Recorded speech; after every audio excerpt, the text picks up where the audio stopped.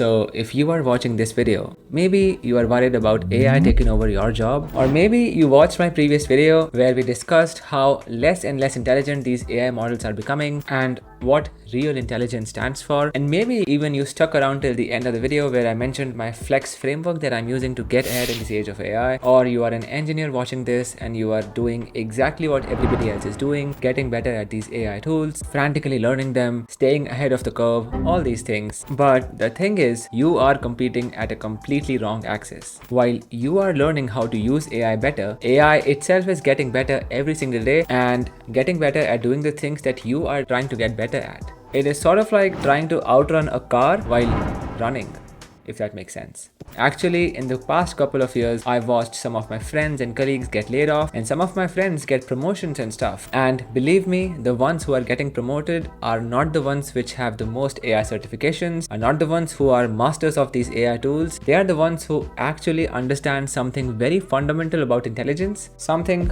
most of us are completely missing. So today, I'm gonna tell you my exact framework, step by step, so you never have to think if you are making the right career moves in this age of AI. By the way, on this channel we discuss stuff about tech, AI, entrepreneurship and self-improvement, but the framework that I'm going to give you is not just related to engineering. It can be extrapolated to any field that requires knowledge work in this age of AI in the 21st century, so that you are able to modify yourself, adapt better, hence make yourself more intelligent, because adaptation is intelligence. So I hope this will give you a sort of structure to your thought process on how you can navigate these tough times. Also, I don't want to waste your time, so if you want to skip to any of the specific skills that I'm discussing in this video, you'll find timestamps in the video description. Let's get started.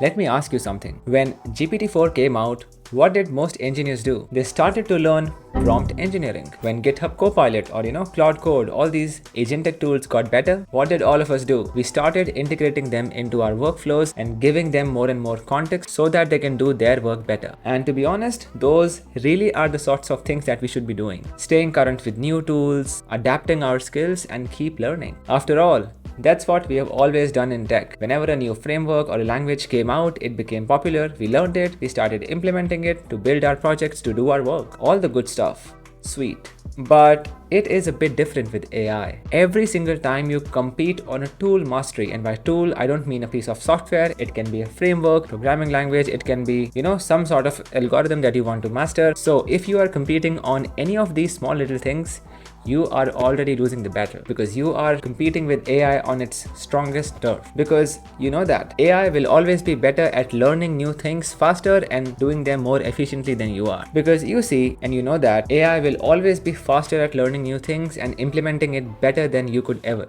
It will also always be more consistent. Think about it. When you're getting good at using Copilot, what exactly are you doing? You are getting good at following AI suggestions more effectively. When you master prompt engineering, what exactly are you doing? You are just being a middleman. You are getting better at being an intermediary between the business requirements and AI implementation. And in all of these scenarios, you are losing control over the problem that you are solving. You were meant to solve the problem with the help of AI, but it is happening the other way around. As I mentioned, you are optimizing yourself to be a middleman, taking tasks or orders and stuff from your boss or from your organization or from the requirement and instructing AI to do that. And middlemen are the first to get eliminated in any industry. Most engineers think that intelligence is about processing information faster or knowing more facts or mastering more tools. So they try to compete with AI on processing speed and information recall and all these things. But that's not what real intelligence is, right? We discussed it in our last video. Real intelligence, the one that cannot be replaced, is adaptation, being able to evolve into something new when times or problems demand. It is about seeing patterns and making connections, and most importantly, solving problems that have not been solved till now. And that is exactly what most engineers are not focusing on. They are too focused on tool mastery.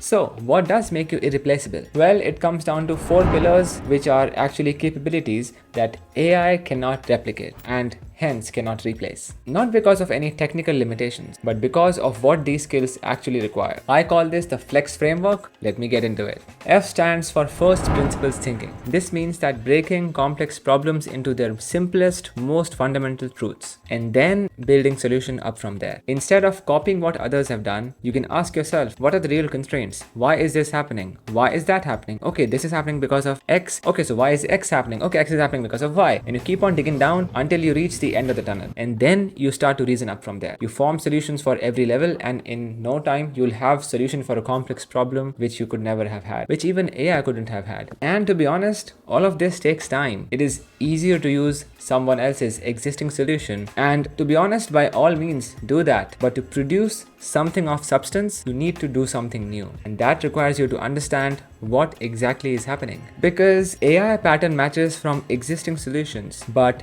cannot question assumptions behind them. And I know engineering is about problem solving, and we always ask, how do I do that? But real value is in asking, is it even worth doing? If not, then what is? And how do we do that? And then we ask the same set of questions to the new truth that we have formed, and then we keep on digging in. And that is something that I actually do with every problem that I face nowadays. I try at least a 15 to 20 minute brainstorming session where I'm, just digging down into what the hell needs to be done and how it needs to be done. And if I'm just operating at a shallow abstract layer, or if I'm gonna go deep down. And if it is worth going deep down, because sometimes you can just, get done by doing the abstract stuff and you're fine. Skill number 2, learning how to learn. The skill of rapidly acquiring knowledge and building mental models in unfamiliar domains. Learning stuff that you do not already know, becoming a sort of master of it in as less time as possible. And fundamentally, it is about understanding how you learn the best and how to break complex topics into learnable chunks, because each one of us understand in a different way, right? Like some of us like to read books, some of us watch videos and podcasts and articles and stuff, and some of us build projects, which is actually the best way to learn, but not the point of this video. But you need to find a way for yourself to be able to get an understanding of an unfamiliar domain, to understand absolutely everything in this entire world within a week. In an AI world, information is just a commodity. What matters is how quickly you can understand new concepts, new domains, and take information and knowledge from these different domains and mix and match, and how you can solve new problems. You become a problem solver which develops an expertise whenever the problem exists. You are tool independent, framework independent, language independent, field independent. You are just an engineer who solves problems. But for that, you need to be able to learn these different domains faster than anybody else. And for that, you need to develop mental models for yourself to be able to learn these things faster. And I cannot tell you what to do. Each one of us is different, and you need to figure that out for yourself. Step number 3, execute with AI. This means partnering with AI tools, using tools like Cloud Code or Lovable or Bolt.new, whatever, where you make the high level decisions and leave the grunt work to AI. Not because you don't have to use your brains, but because if you do this, you'll be able to iterate fast, ship faster, take feedback, make improvements, ship again, and continue doing that. And speed of execution matters is what I want to say. I want you to execute fast and in bulk, because when information is cheap,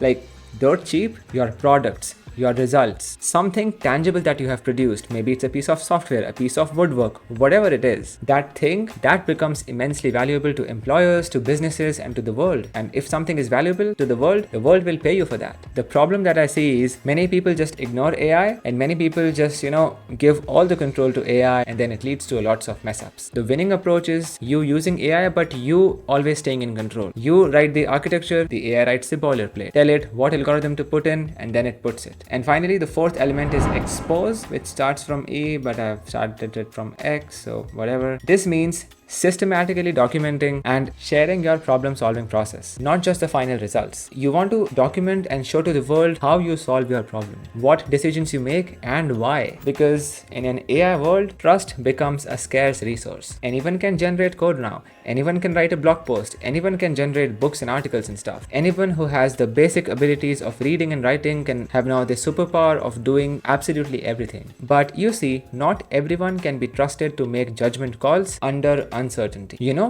Performing under pressure. So when you document your thinking process, you are building proof to this entire world that you can navigate ambiguous situations intelligently, and you can make the right judgment calls, which will create the right product, which will generate a lot of income. Documenting in public is all a proof to yourself and proof to the world that you are worth it. You are the deal, so that they start trusting you. And if they trust you, they'll pay you big time. Let this be one thing you take away from this video. So, starting that personal blog on Medium might not be a bad idea after all. Or, posting, or as we say, shit posting on X, formerly Twitter, might not be, very hard. Just sharing day in and day out what you're working on, how you're thinking, what problems you're solving, and sharing all of this in a comical way in the form of memes says a lot about how much you know. And people are not blind, they're watching you. People who are hiring, people who are seeking partners, people who are forming businesses, people who are, being hired. all of these people are out there somewhere sprinkling their knowledge into the world. So these are the 4 pillars, and here is the key. These 4 form a perfect juggernaut system. First principles thinking identifies the right problems to solve, and then learning how to learn, or meta learning, gives you the ability to learn anything faster so that you can solve that problem that you identified in the first step. AI gives you superhuman speed to implement anything, and you are able to create something of substance fast and gain reputation. And finally, exposing your work to the world builds trust and gets you access to the most interesting problems, that is, by building your own personal brand. Here is what I want you to understand. Every engineer is now making a choice, whether they realize it or not. The first group will be dealing with sophisticated AI tools. They're getting better at these AI tools, and these AI tools are getting better and easier to use, so these people's value will decrease. The second group, they will be leveraging AI with their existing knowledge to solve problems that have never been solved till now. Their value is in the judgment, in the strategic thinking, in the way they are able to, just solve the damn problem with any tool that they have, with their ability to learn new things, with their ability to execute fast, which means their value keeps on increasing. Which group do you want to be in? And I'll be honest with you, this window will never be open always. Right now, I would say there is still time to differentiate yourself while the wave is still rising. But as every month passes, more and more engineers figure this out. They'll ride the wave, and they're gonna be the ones who will be, at a very advantageous position down the line. And obviously, there will always be a second best time to plant the tree. But why not go for the best time to plant it, man? So please don't just watch this video or similar videos. I want you to, just take half an hour out and then just figure out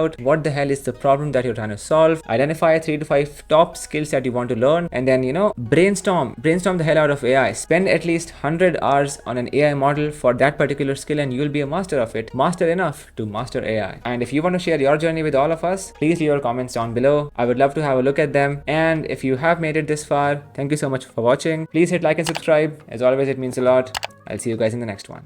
Peace.